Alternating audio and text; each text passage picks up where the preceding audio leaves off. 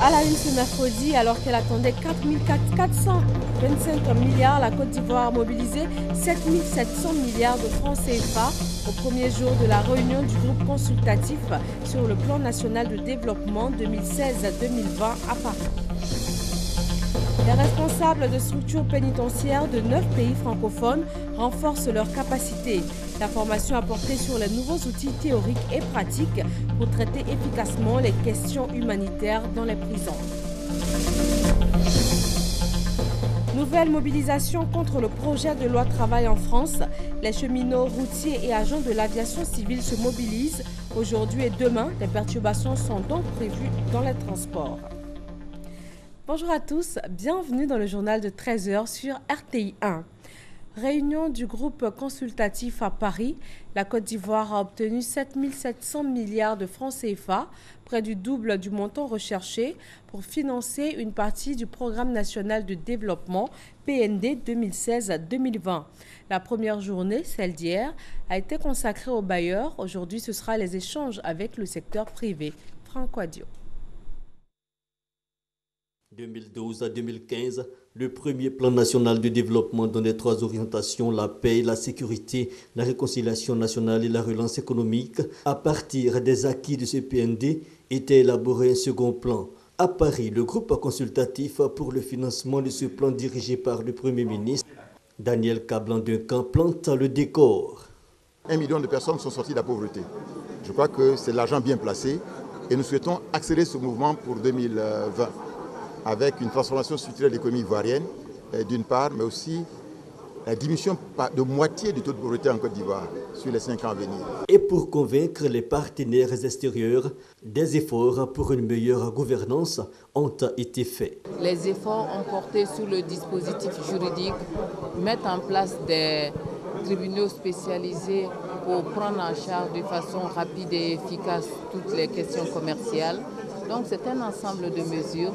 Il a parlé de la formation, l'éducation et la formation, sur lequel doit être mis un accent particulier, la promotion du genre et évidemment celle de la jeunesse également.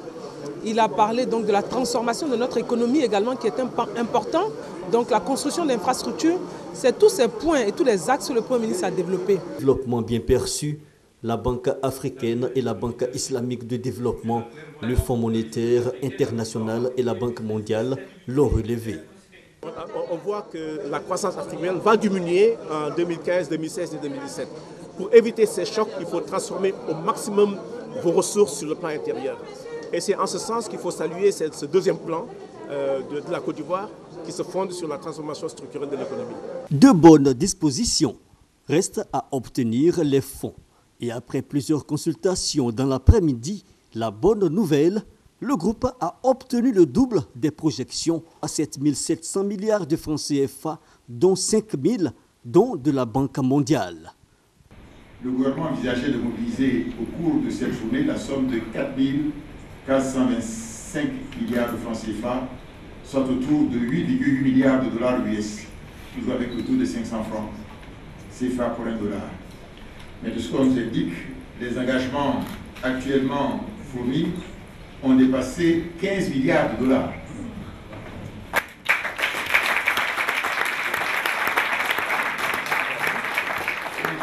Première journée de discussion, les choses s'annoncent bien. Place désormais aux rencontres du mercredi 18 mai avec le secteur privé. La Côte d'Ivoire est sur la bonne voie. Elle a de fortes chances de devenir un pays développé d'ici à 2040.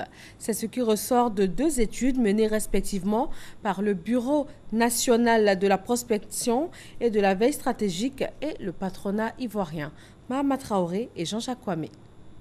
Comment se présentera la Côte d'Ivoire en 2040?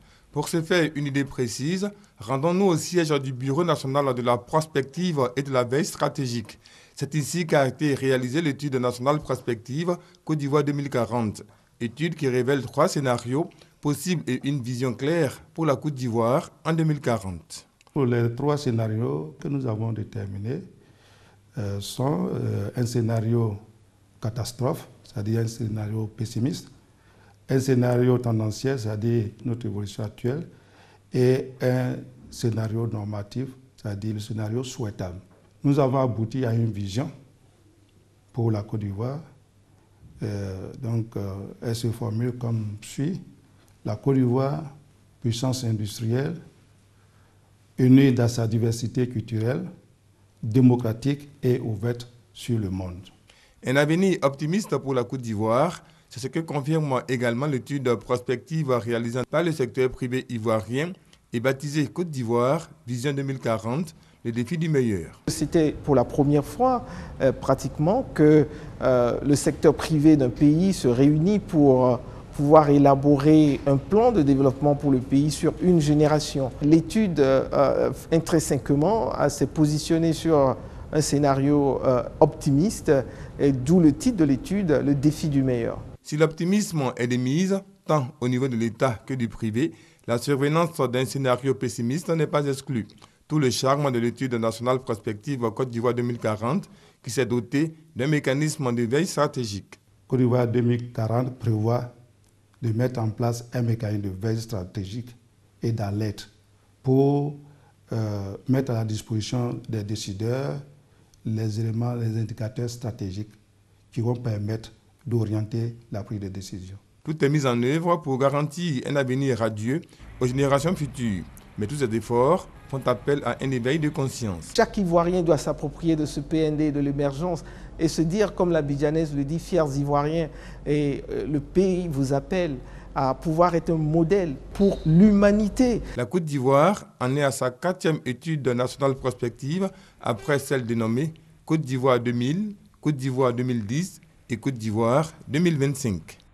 Vous le savez, la compagnie ivoirienne d'électricité CIE va rembourser ses clients qui ont subi une augmentation au-delà de 10% depuis le mois de juillet 2015. La question reste de savoir comment le calcul va se faire. Adama Kone. Après les explications sur les grandes lignes du remboursement du trop perçu sur les factures d'électricité, éclairage sur le mode opératoire.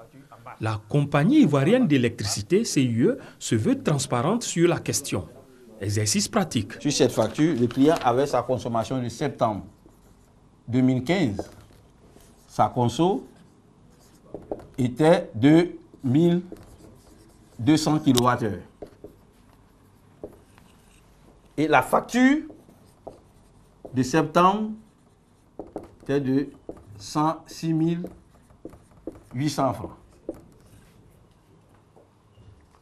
Alors, ce que nous allons faire, c'est de recalculer les mêmes 1200 kWh dans les conditions du tarif de 2012. Donc, nous faisons une facture, on va appeler 2012. Si on est dans ce cas-là, nous avons 89 925 francs. Donc, on voit bien qu'il y a un écart. Un écart de 17 800.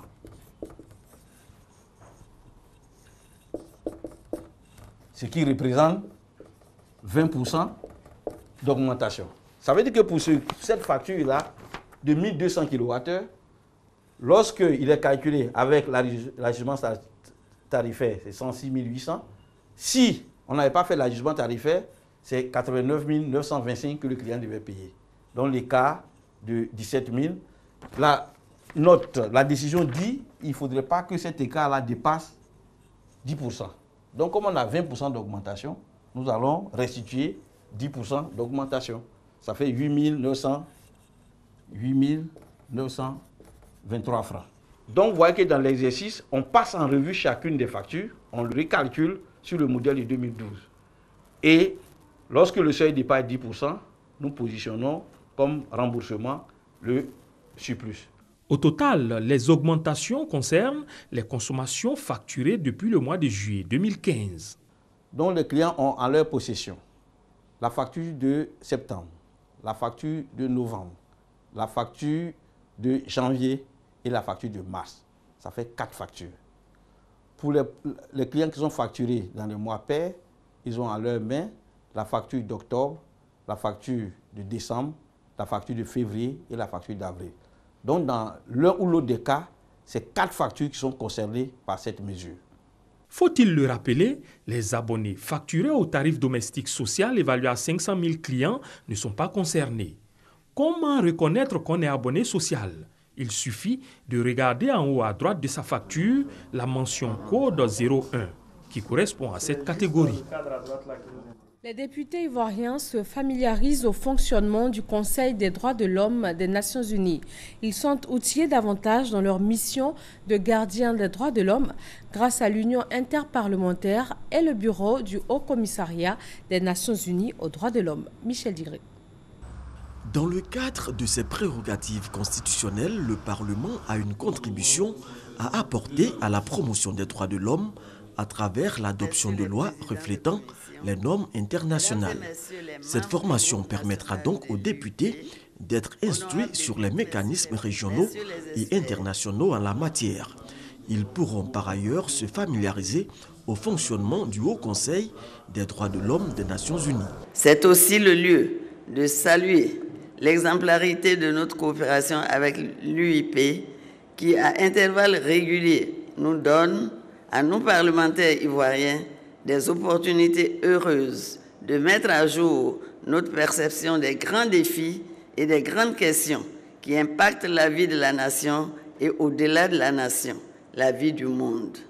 Ces travaux devraient aboutir à la création d'une nouvelle instance à l'hémicycle. Il s'agit d'identifier et définir une instance parlementaire qui assure au sein du Parlement la mission spécifique de gardien des droits de l'homme à travers un plan d'action concrète, étant bien entendu que les droits de l'homme sont étroitement liés à la démocratie et à l'état de droit et qu'ils sont aussi au cœur du processus de cohésion sociale et de réconciliation nationale. Cette structure spécifique sera indiquée pour instaurer une coopération entre les autres acteurs de promotion et de protection des droits de l'homme en Côte d'Ivoire. La question des droits de l'homme est également au cœur d'une formation des responsables de prison. À l'initiative du Comité international de la Croix-Rouge, ils sont instruits sur les nouveaux outils théoriques et pratiques pour traiter efficacement les questions humanitaires dans les prisons. Herman Niamien. À la peine prononcée par les juridictions, les pensionnaires des prisons en Afrique doivent aussi subir la peine infligée par les difficultés du milieu carcéral. Entre autres difficultés, la surpopulation des prisons, la mauvaise alimentation des détenus et les violences, ce qui entraîne très souvent des protestations ou des mutineries réprimées brutalement par l'administration déficiente. Aujourd'hui, la gestion de prison suscite toujours le débat. Il se pose en termes de conditions d'hygiène, il se pose un problème en termes d'accès aux soins, en termes d'alimentation et de nutrition. C'est pour mettre fin à ces situations qui n'honorent pas le gouvernement que le Comité international de la Croix-Rouge CICR initie cette formation au profit des hauts responsables des systèmes pénitentiaires et de prisons francophones. La Côte d'Ivoire non plus n'est pas épargnée par les difficultés que rencontrent les établissements pénitentiaires. C'est pourquoi le ministre de la Justice dit attendre beaucoup des conclusions de cette formation. Je souhaite que ce séminaire offre l'opportunité de discussions ouvertes avec vos pairs des autres pays et des experts en vue de développer de nouvelles approches à travers le partage d'expériences. 20 participants issus de 9 pays d'Afrique francophone participent à cette formation qui va durer 5 jours. Une ambulance toute neuve pour le village d'Assaoufoué dans le département de Bongouanou. Elle a été remise au centre de santé par la ministre de la Santé, Mariam Sissé et Abou Sanogo. Ni les longues distances et les angoisses. Le village d'Assaoufoué dans le département de Bongouanou dispose désormais d'une ambulance médicalisée d'une valeur de 50 millions de francs CFA. C'est un don du gouvernement qui vise à faciliter l'évacuation des malades vers les hôpitaux équipés. Il a été remis par la ministre de la Santé et de l'Hygiène publique, Raymond Kofi Goudou. La première priorité de son Excellence Monsieur le Président de la République et du gouvernement de son Excellence Monsieur Alassane Ouattara, c'est le bien-être des populations. De 2012 jusqu'à 2015, seulement 3 ans, le Président de la République, à travers le PPU et le ministère en charge de la santé, ont mis à la disposition de nos différents centres de santé 466 ambulances. Pour les filles et fils de la région, ce don vient à point nommé. Ce don contribuera sûrement et certainement à sauver des vies humaines en reléguant très loin des souvenirs douloureux. Désormais, avec l'évacuation médicalisée des malades, la souffrance des populations rurales va s'aménuiser. Nous, population d'Assaoufoué, saluons ce geste que le gouvernement, à travers vous, vient de faire à nos parents qui en avaient plus que besoin. Raymond Kofi Goudou a appelé les médecins à plus de professionnalisme et la population au civisme. Ce don s'inscrit dans le cadre de la politique de gratuité des soins initiée par le gouvernement.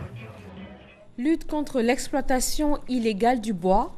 L'unité spéciale d'intervention vient de mettre la main sur des milliers de billes de bois coupées frauduleusement. Coup de filet dans l'une des plus grandes sociétés industrielles du bois installée à Danané dans l'ouest montagneux. Kadi Fadiga Fofana. La forêt se fait rare en Côte d'Ivoire. Plus de 400 000 m3 de bois sont exploités chaque année. La superficie des forêts est passée de 16 millions d'hectares à 2 millions d'hectares. La cause de cette situation, la fraude dans la filière bois. Alors, depuis sa prise de fonction, Dakouri Tablé, ministre des Eaux et Forêts, et ses collaborateurs mènent la lutte contre l'exploitation illégale du bois. Ici, à Danané, une grosse prise. Dans cette entreprise industrielle de bois, la majorité des billes coupées ne respectent pas les normes. Toutes les billes du parc de Tanry ne respectent aucune norme de la législation forestière. Suite à cela, nous avons constaté aussi à notre arrivée que certains grumiers arrivent sans être marqués et c'est sur le site de Tanry que les billes sont marquées. Comme vous le voyez ici, il y a certaines écritures qui sont dessus. Le numéro de la bille existe, mais il n'y a aucun marteau pour pouvoir savoir quelle est la société qui a exploité. Il n'y a pas ici des numéros de périmètre, il n'y a aucun marquage offert. Or, normalement, une bille doit montrer son origine à travers le numéro du périmètre et quelle est la société qui a exploité. Et cela, c'est le marteau. Et maintenant, le numéro de la bille permet de pouvoir savoir combien de billes ont été coupées sur le périmètre. Et donc, cela démontre que la traçabilité de cette bille ne peut pas être suivie. Il n'y a aucune origine parce qu'on ne pourrait jamais savoir où la bille a été coupée. Conformément à la procédure, l'entreprise Tanry de Danané est donc fermée et une enquête diligentée va situer l'ampleur de la fraude et les conséquences judiciaires à donner. Déjà, la traque des fraudeurs dans l'exploitation forestière a permis dans les villes de Toumoudi et Mans la saisie d'importantes quantités de bois sciés et de billons de teck. Une fraude massive qui fait perdre à l'État chaque année plus de 22 milliards de francs CFA. Cette lutte contre l'exploitation illégale du bois vise à la préservation de l'environnement. Une préservation qui passe également par des formations sur le sujet. La Banque mondiale qui s'inscrit dans cette lutte a formé les acteurs de la chaîne Projet à Mississauga. Comment concilier développement et protection de l'environnement et des communautés au cours de la réalisation des projets en Côte d'Ivoire? C'est à cette question que la Banque mondiale essaie d'apporter des réponses. Elle outille donc les acteurs de la mise en œuvre des projets. Le but étant de minimiser les impacts négatifs dans la réalisation des projets qui bénéficient de l'appui de la Banque mondiale. Un projet qui doit se réaliser doit avant tout apporter un bien-être aux populations. Donc il ne faudra pas qu'à travers la réalisation d'un projet, on puisse avoir plus de pauvres, on puisse avoir plus de malheureux, on puisse donc désorganiser la structure sociale, on puisse dégrader l'environnement. Les politiques de sauvegarde environnementale et sociale concourent effectivement à la préservation de l'environnement, donc au développement durable, mais surtout au bien-être des populations pour lesquelles ces projets sont mis en œuvre. Pour le bien-être des populations et la préservation de l'environnement, les coordonnateurs, les spécialistes en sauvegarde environnementale et sociale, en passation de marché et en suivi et évaluation, doivent désormais intégrer la dimension environnementale et sociale dans l'exécution de leurs projets. Comment seront gérés, par exemple, les déchets médicaux, tout ce qui est seringues, tout ce qui est médicaments, une fois que c'est utilisé? Dans tous les contrats qu'on aura à signer avec des prestataires, on doit veiller à ce que toutes ces règles de gestion environnementale et sociale soient respectées. Après 4 jours de formation, la Banque mondiale compte effectuer des missions de supervision pour vérifier l'application des recommandations sur le terrain. Le village d'Akadia Fouet dans le département de Béoumi, raccordé au réseau national d'eau courante. Ce sont 45 habitations qui disposent désormais de compteurs individuels. Les premiers robinets d'eau courante ont été mis en service. Charles Tatou. Le développement d'un village passe par l'acquisition des infrastructures de base, et cela avec la volonté des cadres et de la population rurale. Akadiafoué, dans le département de Béoumi, est un exemple de village engagé pour son modernisme. Ruelles reprofilées, électricité dans les ménages, école primaire, marché couvert, centre de santé et adduction en eau potable. Tous ces facteurs de développement ont été réalisés grâce au dynamisme de la mutuelle de développement qui tôt a perçu le sens des projets gouvernementaux mis en place au profit des populations rurales. Ici, tout a commencé en 1985 avec les projets phares, fonds régionaux d'aménagement ruraux, par le lotissement du village. Objectif, construire des habitations modernes. Le progrès se concrétise. Nous envisageons l'extension du lotissement et nous avons fait construire le château d'eau qui est là. La mutuelle de développement a couplé le lancement de l'opération branchement individuel de compteurs d'eau à l'intronisation du nouveau chef de village, Nana Yaoluku. Parrain de cette double cérémonie, le ministre de la promotion de la jeunesse, de l'emploi des jeunes et du service civique, Sidi Touré. Il a prôné l'union et l'attente. Nous encourageons les jeunes, les cadres à rester dans cette dynamique, à respecter le chef, mais surtout au chef à être digne. Remise d'un lot de médicaments et danse du terroir ont ponctué la cérémonie. Les populations de Tabou et celles de San Pedro font le point des investissements réalisés dans leur région, notamment en matière de sécurisation et d'électrification. Elles ont également demandé à leurs ressortissants, encore exilés au Libéria, de rentrer en Côte d'Ivoire. Thérèse Yoboué. Construction de nouvelles casernes, renforcement du dispositif de sécurité, projet d'électrification de tous les villages frontaliers du Libéria. Pour toutes ces actions de développement, les populations de Tabou en général disent merci au chef de l'État, le président Alassane Ouattara, et particulièrement celle du village de Pataïdié qui vient d'être nouvellement connecté au réseau électrique national. Aujourd'hui, l'électricité installée, ça peut nous permettre d'acheter les appareils nécessaires en vue de nous, d'avoir l'information juste. Nous sortons d'une précarité de l'information. L'électrification de Pataïdié apporte aux populations un autre élément pour leur progrès et met le village sur la route du développement. C'est un acquis que le président du conseil régional veut comptabiliser pour exhorter les populations de cette région, encore réfugiées au Libéria, à regagner la Côte d'Ivoire. Des infrastructures de grande sécurité, de haute sécurité ont été réalisées par le chef de l'État. Donc la zone est sécurisée. Qu'est-ce qui empêche alors nos frères de rentrer? Quand ils viendront effectivement occuper le terrain. Il y a la place pour tout le monde. Pataïdié électrifié. Ailleurs, dans plusieurs villages et sous-préfectures de la région du Sud-Ouest, des infrastructures ont été réalisées, notamment l'accès à l'eau potable et le reprofilage des routes. Des bénéfices énormes pour les populations.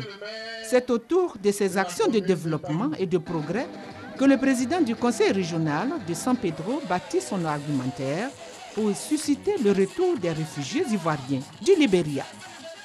Le programme présidentiel d'urgence PPU a construit 3 salles de classe dans le village de Moronou, département de Toumoudi, zone centre de la Côte d'Ivoire. Les 2 écoles primaires publiques du village peinaient à accueillir tous les élèves. Grâce Kando. École primaire publique Moronou 1 dans la sous-préfecture de Kouébou. Cette école, créée en 1959, est dans un état de dégradation très avancé. Toiture à ciel ouvert, murs fissurés et problèmes d'étanchéité. Pendant le cours, quand il fait chaud, les élèves ne peuvent même pas s'asseoir. Moi, je suis obligé de déplacer les tables. Quand il pleut aussi, on est obligé d'arrêter les cours. Le directeur n'a pas de bureau. Donc vous voyez le placard même qui est là-bas. Il y a des extraits de 1970 même qui sont dedans. Et les extraits, quand les enfants viennent pour les chercher, c'est difficile. Que de difficultés à Moronou. Dans la 2e école primaire du village, l'on note l'absence de latrines et de clôture. Il n'y a pas de clôture. Et les animaux rentrent, même les voitures, les motos circulent. On peut avoir des accidents. Les enfants venaient peut-être déféquer derrière les maisons. On a tenté même de faire deux latrines quelque part là-bas, mais ça n'a pas suffi. Chaque année, 150 enfants sont inscrits en classe de CP1, mais le manque d'infrastructures fait défaut. Cette année, par exemple, à l'inscription, à l'entrée, au cours de l'année, on a reçu 160 élèves comme inscrits pour le CP1, pour mon école seulement. De l'autre côté, il y a plus de 70 élèves au CP1. Pour mon école seulement, j'ai reçu plus de 160. Et sur les 160, présentement, ceux qui sont en classe, on a 156, dont 76 pour le CP1A et 80 pour le CP1B. La mutuelle de développement économique et social de Moronou, Mudesmo, ayant compris l'importance de l'éducation, a construit des salles de classe pour accueillir ces nouveaux élèves. On a fait ça pour contribuer vraiment à l'éducation des enfants, puisque les enfants, au lieu de partir dans les autres villages ou bien dans les autres villes, on a décidé à ce que la mutuelle prenne en compte pour construire des écoles et une manière de contribuer aussi. C'est vrai, la mutuelle a beaucoup fait, et vraiment, mais c'est insuffisant. Donc vraiment, on demande aussi aux autorités de venir nous aider aussi. En plus de la mutuelle, le programme présidentiel d'urgence PPU a construit 6 classes primaires et une classe maternelle. Tous ces bâtiments seront inaugurés en juillet prochain. La semaine du livre, c'est au lycée Mamie Fetel que vient de se tenir la première édition. Elle a pour but de faire la promotion de la lecture auprès des élèves, de leur montrer l'importance de la culture livresque. Issaïo et Armaniamia. Comment inciter les élèves du lycée Mamie Fetel de Benjeville à se familiariser avec le livre et à lire davantage? La réponse à cette interrogation a amené les responsables de cet établissement d'excellence à initier en partenariat avec une librairie une semaine du livre. Cette activité meublée par des expositions, des ventes d'ouvrages, des conférences et des dédicaces vise à permettre aux élèves de se cultiver à travers le livre.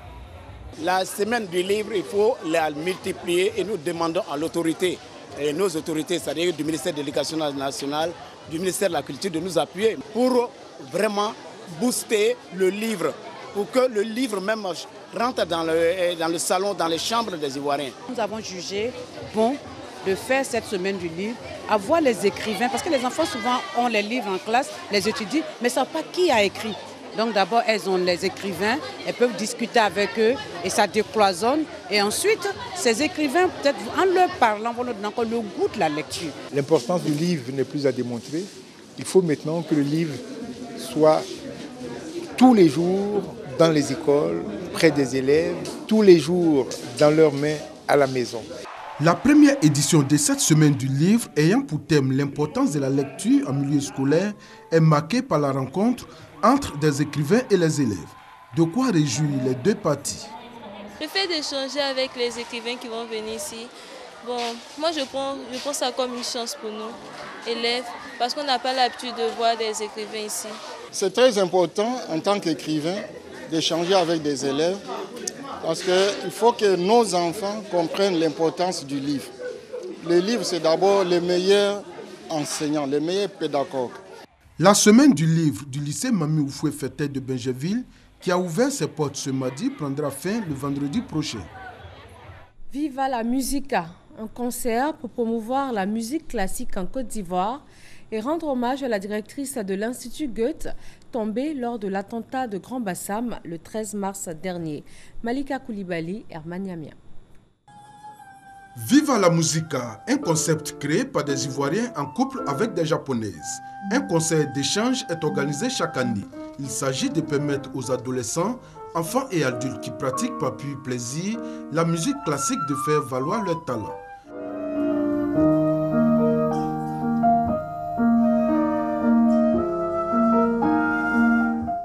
Le concert Viva la Musica cette année porte sur le thème Hymne à l'amour, une occasion pour les organisateurs de rendre un hommage à la directrice de l'Institut Goethe, Grosse Enrica, l'une des victimes de l'attaque terroriste de Grand Bassam.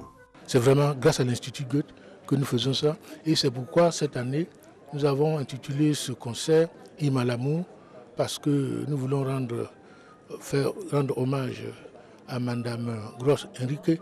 Elle nous a beaucoup aidés, elle nous a beaucoup épaulés, elle nous a beaucoup conseillé. La musique classique, une musique méconnue en Afrique selon ses adeptes. Et pourtant, elle est une musique comme toute autre. On dit souvent que la musique n'a pas de frontières.